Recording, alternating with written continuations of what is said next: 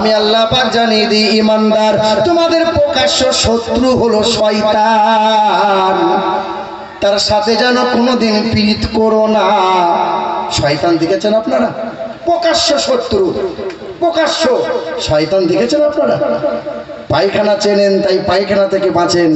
এটা সাপ তাই দূরে থাকার চেষ্টা করেন। শয়তান দেখবেন তবেই তো আপনি বাঁচবেন। কথা বলেন না কেন? শয়তান আশেপাশে আছে। ওই যে আপনাকে বলে আল্লাহর ওলির দরবারে যাবি না, এই নামাজ পড়ে কি হবে রে, এই সিনেমার হলে চল, এই বস দেখিনি আর খানিক গল্প করি। ওই যে তোমার বন্ধুটা বলে আর খানিক চালা তো ফেসবুকটা, আর খানিক হ্যালো আই লাভ ইউ চালা। ওই যে শয়তান। হ্যাঁ বাবাজিরা, ভাইরাই আমার, এ মুসলমানের ছেলেরা, নওজোয়ান যুবকেরা, ছেলে মেয়েদেরকে কোরআনের তালিম দাও, ছেলে মেয়েদের বুকে কোরআন ধরিয়ে দাও।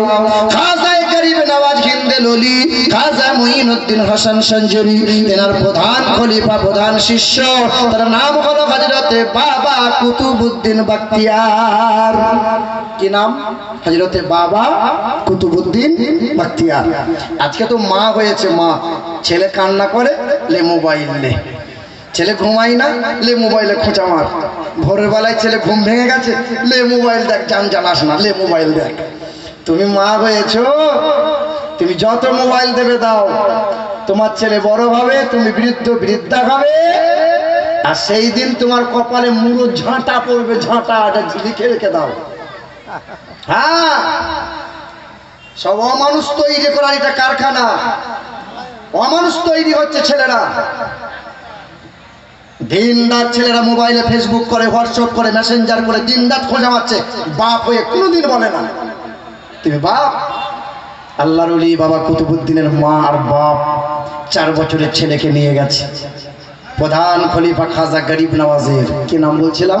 হযরতে বাবা কুতুবউদ্দিন বখতিয়ার কাকি রহমতুল্লাহ আলাইহি। মা আর বাপ ছেলের হাতটা ধরে পা পা করে নিয়ে গেছেন পাশের গ্রামে এক বুজুর্গ বান্দার দরবারে নিয়ে গেছে, হামিদউদ্দিন নগরী রহমতুল্লাহ আলাইহি দরবারে। পর্দার আড়াল থেকে মা বলছেন, হুজুর আমি আপনার ছেলেকে, আমার ছেলেকে আপনার কাছে পাঠাইলাম, একটু মাথায় হাত বুলিয়ে দেন, একটু বিসমিল্লাহটা পড়িয়ে দেন। বলে বয়স কত? বলে 4 বছর। 4 साल का बच्चे को मैं बिस्मिल्लाह खानी नहीं करता। আর একটু বড় হোক তারপরে নিয়ে আসবে। না হুজুর একটু করিয়ে দেন, অনেকটা রাস্তা হেঁটে হেঁটে আপনার কাছে নিয়ে এলাম, একটু দেন না হুজুর। তাই বলছে ঠিক আছে নিয়ে এসো। পর্দার আড়ালে মাছ, বাচ্চা সামনে গেছে। কি নাম? আমার নাম কুতুবউদ্দিন। বলো বাপ। বিসমিল্লাহির রহমানির রহিম। 4 বছরের ছেলে সঙ্গে সঙ্গে বিসমিল্লাহ পড়াটা এড়িয়ে পড়তে শুরু করে দিলেন। আউযু বিল্লাহি মিনাশ শাইতানির রাজিম। বিসমিল্লাহির রহমানির রহিম। আলহামদুলিল্লাহি রাব্বিল আলামিন আর রহমানির রহিম মালিকি ইয়াউমিদ্দিন। ইয়্যাকা না'বুদু ওয়া ইয়্যাকা নাস্তাঈন। ইহদিনাস সিরাতাল মুস্তাকিম। সিরাতাল লাযীনা আন'আমতা আলাইহিম গায়রিল মাগদুবি আলাইহিম ওয়ালাদ-দাল্লিন। সূরা ফাতিহা শেষ হয়ে গেল, আবার পড়তে শুরু করলেন। আলিফ লাম মিম যালিকাল কিতাবু লা রাইবা ফীহি। পড়তে পড়তে সূরা বাকারা শেষ হয়ে গেল, আবার পড়তে শুরু করলেন। সূরা আল ইমরান শেষ হয়ে গেল, আবার পড়তে শুরু করলেন। সূরা নিসা শেষ হয়ে গেল, আবার পড়তে শুরু করলেন। সূরা আল মাইদা শেষ হয়ে গেল, সূরা আনআম শেষ হয়ে গেল, সূরা আরাফ শেষ হয়ে গেল, সূরা আনফাল শেষ হয়ে গেল, সূরা তাওবা শেষ হয়ে গেল। এক পারা নয়, 2 পারা নয়, 4 পারা, 10 পারা নয়। পড়তে পড়তে পড়তে পড়তে 4 বছরের ছেলেটা 15 পারা পর্যন্ত কোরআন শরীফ দাঁড়িয়ে দাঁড়িয়ে শুনিয়ে দিল। আল্লাহর ওলি হামিদউদ্দিন নগরী বলছেন, বেটি तू तो अभी कहा मेरे बच्चे 4 साल का है? बोले हाँ हुजूर 4 বছর বয়স। बोले नहीं ये 4 साल का बच्चा नहीं है, ये 40 साल का बूढ़ा है। अरे 40 বছরের বুড়া যা করতে পারে না 4 বছরের ছেলে করে কি করে? বলে হুজুর আমার ছেলে জানে। কি করে শিখলি বাবা? বল না বাবা বল। সঙ্গে সঙ্গে হযরতে বাবা কুতুবউদ্দিন বলেন, আমার জনম দুঃখিনী মা, মমতাময়ী মা। আমি আমার মায়ের স্তনে 2 বছর দুগ্ধ পান করেছি। আমার জনম দুঃখিনী মা, আমার মমতাময়ী মা কোনোদিন আমাকে বিনা ওযুতে দুগ্ধ পান করাই নাই। আমার মা কখনো কোনোদিন যদি অপবিত্র হয়ে যেতেন, স্তনে দুগ্ধ পান করার জন্য ছটফট ছটফট করতাম, আমার মা কোলে নিতেন না, বুকে নিতেন না। আমার মা গোসল করে নিতেন, অজুটা বানিয়ে নিতেন, স্তনে মুখটা লাগিয়ে দিতেন, মায়ের কোলে শুয়ে যেতাম, কান খাড়া করে রাখতাম। আমার মা গুনগুন করে কখনো 1 পারা পড়তেন, কখনো 1 রুকু পড়তেন, কখনো একটা সূরা কমপ্লিট করে শোনাইতেন। আমার মা দুনিয়ার কোনো কবিতা শোনাইতেন না, দুনিয়ার কোনো গান বাজনা নাট্য নাটক শোনাইতেন না। আমি 2 বছর ধরে মায়ের স্তনে দুগ্ধ পান করেছি। মা কুরআন তেলাওয়াত শুনিয়ে দিয়েছে। ওই 2 বছর বয়সে মায়ের কোলে শুয়ে শুয়ে অর্ধেকটা কুরআন মুখস্থ করে নিয়েছে। সুবহানাল্লাহ। আর তোমার ঘরের বৌমা দেখো দেখো, তুমি যখন ছেলের বিয়ে দিয়ে মেয়ে দেখতে গিয়েছিলে, ওই মেয়ের মা তখন জানলা দিয়ে উকি মেরে বলেছিল, তোমার বিয়ান বিয়ান উকি মেরে বলেছে, আমার মেয়ে পাড়ার লোককে জিজ্ঞাসা করো, আমার মেয়ের মতো গ্রামে একটাও মেয়ে পাবে না, মাসে 6 বার খতম দেয়। 6 বছর সংসার করছে, ও রোজার মাস না এলে কোরআন খুলবে না। আর খোলে নাকি এটাই সন্দেহ, জানি না। ওর মা মিথ্যা করে বলেছে আমার মেয়ে কোরআন পড়ে, ঘোড়ার ডিম পড়ে, কোরআন পড়ে। আর ছেলেদের তো কোরআন পড়তে হবে না, আমার তো এরে গরু, ও তো কোরআন পড়া লাগবে না, মেয়েরাই কোরআন। আজ পর্যন্ত শুনেছেন মেয়ের বাপ জিজ্ঞাসা করেছে যে তোমার গরুটা কোরআন জানে? আমি ছেলের বাপ, জিজ্ঞাসা করা যাবে না। করে কেউ বলেন? হ্যাঁ, আয় হায় হায় হায় হায়, নির্লজ্জ বেহায়া কোথাকারে। মনে হচ্ছে ওর বাপ বাপ বলে, খোকা তোর সাথে একটু দেখা করতে মন হচ্ছে, 10 মিনিট সময় দিবি? তাড়াতাড়ি এসো, 10 মিনিটের বেশি সময় দেওয়া সম্ভব নয়। মুরব্বী বাপ টুকটুক করে গিয়েছে, ছেলের হাতটা ধরে বাগানের দিকে ঘুরছে। আব্বা জিজ্ঞাসা করছে, খোকা এই পাখিটা কি রে? ছেলেটা বলছে এটা হলো কাক। বাপ তখন দ্বিতীয়বার জিজ্ঞাসা করেছে, খোকা ওই পাখিটা কি রে? তখন ছেলেটা বলেছে, মুরব্বি ধান কোথাকারে, বছরে বছরে কি চোখের চশমার পাওয়ার কি বাড়াতে হয়? তুমি কি আজলামো সাজছো? বারবার কেন একটা কথা দ্বিতীয়বার বলতে হয়? মুরব্বি বাপটা কেঁদে বলেছিল, খোকা 30 বার আমাকে জিজ্ঞাসা করেছিলি, 30 বার আমি নরম সুরে তোকে জবাব দিয়েছিলাম, আজকে 1-এর অধিক জিজ্ঞাসা করি, তাই খুব বিরক্ত হোস বল, তাই খুব বিরক্ত হোস বল। আমার সোনার টুকরো বন্ধুরা, আমার সুধী মানুষেরা, তুমি তোমার বাপ মাকে ভুলে গেলে, তুমি তোমার বাপ মাকে ভুলে গেলে। সেই দিন মায়ের যখন প্রসব বেদনা উঠে, মায়ের পা থেকে রক্ত মাথার চুল পর্যন্ত রক্তের জমাট বেঁধে যায়, সেদিন রক্ত মাখা চেহারা নিয়ে মা জমিনে শুয়ে থাকে। তাই মা সুখবর দিয়েছিল, নানি দাদি খালামা ছুটে এসেছিল, সবাই আদর করে কোলে তুলে নিয়েছিল। মা বসতে চেয়েছিল, মা বসতে পারে নাই। মা শুয়ে শুয়ে বলেছিল, আমার মানিকটাকে একবার দে না রে, একবার বুকে নিয়ে দে না। মা শুয়ে কলিজার টুকরা নয়নের মনিকে বুকে নিয়েছিল, আর মা ছেলের মুখের দিকে তাকিয়ে বলেছিল, আব্বা আব্বা সেদিন তুমি নিঃস্ব ছিলে, বলার ক্ষমতা ছিল না, ধরার ক্ষমতা ছিল না, বল ক্ষমতা ছিল না। নিঃস্বার্থে সর্বপ্রথমে তোমাকে আব্বা বলে ডেকেছিল, যে সে ছিল তোমার মা, সে ছিল তোমার মা, সে ছিল তোমার আব্বা। আজকে তো বিনা স্বার্থে ছেলে তো বাপকে বাপ বলে না, স্বার্থ ছাড়া আব্বাকে আব্বা বলে না। আরে স্বার্থ কিছু পাবো বলে ছেলে বারবার আব্বা করে। ছেলে তুমি ভুলে গেলে প্রতিটা সন্তান মায়ের স্তনে 2 বছর দুগ্ধ পান করতে হয়, 2 বছর দুগ্ধ পান করতে হয়। প্রতিদিন একটা সন্তান মায়ের স্তনে কম বেশি 8 বার করে দুগ্ধ পান করে। প্রতিবারে একটা সন্তান 250 গ্রাম করে দুগ্ধ পান করে, মানে প্রতিদিন একটা সন্তান 2 কেজি করে দুগ্ধ পান করে। 2 কেজি করে দুগ্ধ পান করা মানে একটা সন্তান 2 বছরে 1460 কেজি তুমি তুমি আমি দুগ্ধ পান করেছি, মায়ের হিসেবটা ভুলে গেলে, জমি জায়গার হিসেবটা খুব ভালো রাখতে পারলে, ভুলে গেলে সেদিনকার কথা যেদিন তোমার মতো ছোট্ট ছেলেটাকে কোলে নিয়ে মা বাসে উঠবে, ওই কেশপুর যাবে আর নাই মেদিনীপুর বাজারে যাবে শিশু ডাক্তার দেখাতে। আমার ছেলেটা খুব ঠান্ডা লেগেছে, মা বাসের ভিড় দিকে দাঁড়িয়ে আছে। সেদিন বলেছিল, বাবু আমাকে একটু বাসে জায়গা শীত করে দেবেন, একটু বসবো। ছেলেটাকে বুকের মাঝে নিয়ে এক কোণে বসেছে, ছেলেটা কেঁদে উঠেছে।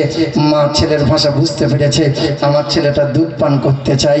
সেদিন সেদিন নয়ন, সেদিন জনন দুঃখিনী মা নিজের এই কলিজার টুকরা নয়নের মণিকে স্তনে মুখ লাগিয়ে দিয়েছে, শাড়িটা আঁচলটা আলগা করে।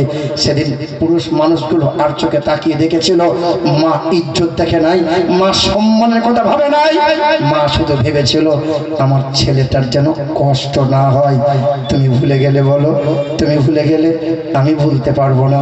আমার যখন 7 থেকে 8 বছর বয়স, আমি তো গরিব ঘরের ছেলে, কত মানুষ গরিব ঘরের ছেলে ছিলে, আজকে তুমি বড় লোক হয়েছ, গরিবের হালতটাকে ভুলে গেলে। সেদিন 7-8 বছরের ছেলে তখন ছিলাম আমি। যেদিন ঈদের 2 দিন আগে পোখর রথ ছিল, বাপ কাছ থেকে বাড়ি এসেছে, মায়ের আঁচলটা ছুটে গিয়ে বলেছিলাম, মা আব্বুকে বলো না আমার আব্বা যেন আমার জন্য একটা পাঞ্জাবি কিনে দেয়, আমার জন্য পায়জামা জুতা কিনে দেয়, ঈদে পরবো, সবাই কিনেছে নতুন জামা। সেদিন মা বলে, তোর আব্বুকে বল, আমার বলতে ভয় পাই। সেদিন আমার বাবুকে আমার মা হাতটা ধরে টানতে টানতে ঘরের কোণে নিয়ে গিয়ে বলেছিল, তোমার ছেলেটা পাঞ্জাবি আর পায়জামা চাইছে, একটু কিনে দাও না। অভাবের সংসারে সকালবেলা ইশরাকের নামাজ পড়ে ধনির বাড়িতে বলেছিল, বাবু 200 টাকা ধার দেবেন, ছেলের জন্য জামা কাপড় কিনবো। আরে কবে শোধ করবি কবে? ঈদের পরে 3 দিন টানা কাজ করে আপনার টাকাটা শোধ করে দেবো। হ্যাঁ, 200 টাকা নিয়ে জামা কাপড় কিনে জুতা কিনে ঈদের নামাজ পড়তে যাচ্ছিলাম। আমি নিজের পায়ের দিকে তাকিয়ে দেখি আমার পায়ে নতুন জুতা, বাবার পায়ে তাকিয়ে দেখি বাবার পায়ে ছেঁড়া জুতা। আব্বার হাতটা টেনে ধরে বলেছিলাম, তোমার পরনে পুরাতন জামা, তোমার পায়ে পুরাতন ছেঁড়া জুতা, আর আমাকে তুমি নতুন জামা জুতা পরালে। সেদিন বাপ বলেছিল, খোকা নতুন জুতা জামা কাপড়গুলো আলমারিতে এখন রেখে দিয়েছি, এখন পরলে পরে পুরাতন হয়ে যাবে, কদিন পরে পরবো। সেদিন বুঝতে পারি নাই, আজকে বুঝতে পারি সেদিন আমার বাবা আমাকে মিথ্যা বলে আমাকে গোপন করেছিল। আমার সোনার টুকরো বন্ধুরা, আমার সদি মানুষেরা, ঈদের নামাজ পড়ে ছুটে এসেছিলাম, মায়ের শাড়িটা দেখেছে, সেই পুরাতন শাড়িটা পরে আছে। মা তুমি নতুন শাড়ি পরবে না? সেদিন মা বলেছিল, খোকা এর নাম হলো বাপ আর এর নাম হলো মা। যে নিজে না খেয়ে খাওয়াই যে, তাকে বলে বাপ। মাথার ঘাম পায়ে ফেলে রক্তকে পানি করে ছেলের ইচ্ছে করে আবদার গুলো পূরণ করে যে, তাকে বলে বাপ। শীতের সময় বুকে নিয়ে ঘুম পাড়াই যে, গরমের সময় না ঘুমিয়ে বসে বসে শাড়ির আঁচলে করে ছেলেকে ঘুম পাড়াই যে, সে ছিল মা। আমার শিক্ষিত মুসলমান, আমার সুধী মানুষেরা, এখানে অনেকেরই আব্বা নাই, অনেকেরই মা নাই। যেমন পীরের মাজারে আপনি জিয়ারত করবেন, আলহামদুলিল্লাহ করবেন, নারে তাকবীর, নারে তাকবীর, নারে রিসালাত, নারে হায়দারি, নারে হায়দারি। মাশাআল্লাহ। আমার শিক্ষিত মুসলমান, আমার সুধী মানুষেরা, 2 মিনিট, এখানে অনেকেরই তো আব্বা মা নাই, বলেন অনেকেরই তো নাই। যাদের বাপ মা নাই একটু হাত তুলে দেখাবেন। আল্লাহ তোমার দরবারে যে সন্তানগুলো হাত নামাইয়েন না, আল্লাহ তোমার দরবারে যে সন্তানগুলো হাত তুলেছে মালিক, তাদের বাপ মায়ের কবরটা তুমি জান্নাতের বাগান বানিয়ে দাও। জোরে বলেন আমিন। আল্লাহ রাসূল তো বলেছেন, তুমি তোমার বাপ মায়ের বাড়িটা ভুলে যেও না। মনে রেখেছেন আপনি? মনে রেখেছেন? আপনি মাজারে যাবেন, সব মাজারে গিয়ে জিয়ারত করবেন, বাপ মায়ের মাজার, বাপ মায়ের কবরটাই কবর গিয়েছেন। 3 বছর হলো, 4 বছর হলো, 10 বছর হলো, বাপ মায়ের বাড়িতেও যাওয়া ভুলে গেলেন। আল্লাহর নবী বলেছেন, প্রতিদিন যদি না পারো, জুম্মার দিন একদিন তুমি যাও, আর জুম্মার দিনে গিয়ে মায়ের কবরের পাশে দাঁড়িয়ে মালিকের দরবারে কেঁদে বলো, মালিক দুনিয়ার বাড়ি থেকে মালিক তোমার বাড়ি বাড়িতে বাপ মাকে শুইয়ে রেখেছি, নীরব নগরে শুয়ে আছে। সেদিন মা আমার পায়ে তেল মালিশ করে দিয়েছিল। মা বাবার জ্বর হয়েছিল, কোনোদিন বাপ মায়ের পায়ে তেল দিয়ে নাই। আমার মা সারা জীবন আমার জামা কাপড় পরিষ্কার করে দিয়েছিল, কোনোদিন মায়ের বিছানাটাও গিয়ে পরিষ্কার করে দিতে পারি নাই। আমার মা আজকে নাই বলে আমার গোটা ঘরটা অন্ধকার মনে হয়। আজকে মা তোমার বাড়িতে রয়েছে মানে আমার মায়ের কবরটা তুমি জান্নাতের বাগান বানিয়ে দাও। আমার মায়ের কবরটা তুমি জান্নাতের টুকরা করে দাও, জান্নাতের হাওয়া দান করে দাও। ছেলেটার কানতে দেরি হবে, চোখের পানি পড়তে দেরি হবে। আল্লাহ বলবেন ফেরেশতা দেরি করিস না, তার মায়ের কবরে জান্নাতি হাওয়া, জান্নাতি মেওয়া, জান্নাতি খাওয়া আমার আল্লাহ দিতে দেরি করবে না। বলো সুবহানাল্লাহ। আমার শিক্ষিত মুসলমান সুধী মানুষেরা, আমার বক্তব্য এটাই ছিল, এক, কোরআনকে ভালোবাসো, কোরআনকে বন্ধু বানাও, কোরআনের ওপর অটল থাকো। কোরআন নাজিল করেছে এই মাস, এই মাসের গুরুত্ব, এই মাস হলো ইবাদতের মাস, এই মাস হলো ক্ষমা পাওয়ার মাস, রমজান মাস হলো আল্লাহর নৈকট্য পাওয়ার মাস, এই মাস হলো বেশি বেশি তাসবিহ করার মাস, এই মাস হলো দরুদ শরীফ পড়ার বেশি বেশি মাস, এই মাস হলো আল্লাহর পিয়ারা বান্দা হওয়ার মাস, এই মাস হলো চোখের পানি ফেলার মাস, এই মাস হলো কোরআন পড়ার মাস, কোরআন শোনার মাস। যুবক ছেলেরা, মোবাইলে খোঁচা মারা কম করো, মোবাইলে নাড়াঘাটা কম করো, কোরআন শেখো, কোরআন রিসার্চ করো, কোরআনকে বন্ধু নাও, কোরআনকে বুকে নাও, কোরআনের ওপর অটল থাকার চেষ্টা করো। মুনাফিকের পাল্লায় পড়বেন না, মুনাফিকদের বক্তব্য শুনে ঈমান হারা হয়ে যাবেন না। অটল থাকুন, ওলিয়া উলিয়ার মহব্বত রাখুন, বাপ মায়ের সেবা করুন, ছেলে মেয়েগুলোকে মানুষের মতো মানুষ করুন। আল্লাহ পাক আমাকে আপনাদের সকলকে ঈমান ও আমলের উপর চলার তৌফিক দান করেন।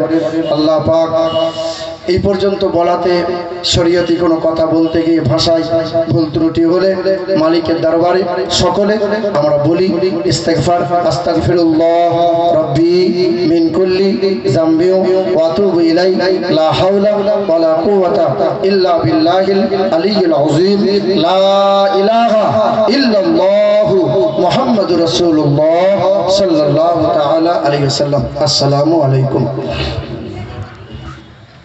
আলহামদুলিল্লাহ।